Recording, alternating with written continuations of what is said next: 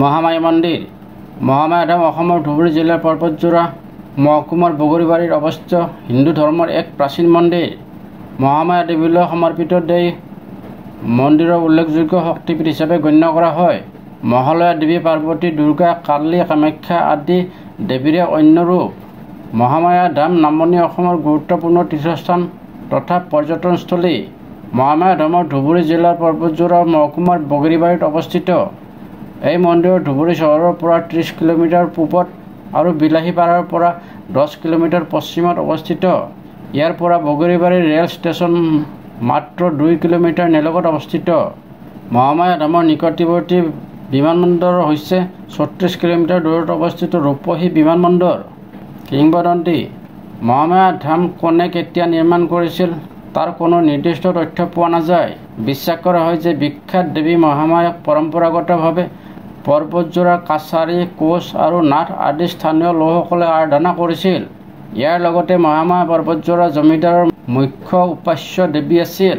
জনশ্ৰুতি মতে প্ৰায় 500 বছৰ আগতে বৰ্তমান বাংলাদেশৰ ময়মনসিংহৰ যদু চৌধুৰী নামৰ এগৰাকী বণিকে টিপকাই নদীৰ ঘাটত মা মহালয়াৰ দৰ্শন লাভ কৰিছিল। তেখেতক মহামায়াই দেখুওৱা সপোনৰ মৰ্মে বগৰীবাৰী, ৰূপহী আৰু ধুবুৰী জমিনদাৰে এই মন্দিৰ স্থাপন কৰিছিল। তাৰ পিছৰে পৰা বংশানুক্ৰমিক পৰম্পৰা অনুসৰি নলবাৰীৰ ওচৰৰ সোণকুৰীয়া গাঁৱৰ পুৰোহিতসকলে ইয়াত পূজা অৰ্চনা কৰি আহিছে। মহামায়া মন্দিৰ নীলাচল স্থাপত্য শৈলীৰে নিৰ্মিত। তদুপৰি ইয়াত বংগীয় শৈলীৰে কিছু নিদৰ্শন দেখা যায়। মন্দিৰটো এটা টিলাৰ ওপৰত নিৰ্মিত। মন্দিৰলৈ উঠি যোৱা খটখটী আৰম্ভণিতে সিংহদ্বাৰ অৱস্থিত। গৰ্ভগৃহত মা মহামায়াৰ প্ৰায় 2 ফুট 5 ইঞ্চিৰ উচ্চতাৰ আবক্ষ মূৰ্তি আছে। ইয়াৰ লগতে ইয়াত হনুমান আৰু কালী দেৱীৰ বিশাল মূৰ্তি আছে। মহামায়া ধামৰ গাতে এখন শিৱৰ থান আছে আৰু ইয়াৰ কাষতে গুহা এটিত বাঘৰ আশ্ৰয়স্থল আছে। ইয়াক বাঘ ভাণ্ডাৰ বোলে। মহামায়া ধামৰ আন এক পূজাৰ স্থান হৈছে মহামায়া স্নানঘাট মন্দিৰ। এই স্নানঘাট মূল মন্দিৰৰ পৰা কিছু কিলোমিটাৰ নিলগত টিপকাই নদীৰ পাৰত অৱস্থিত। লোকবিশ্বাস হিচাপে এই স্থানত দেৱী মহামায়াই দৈনিক স্নান কৰিছিল। উৎসৱ।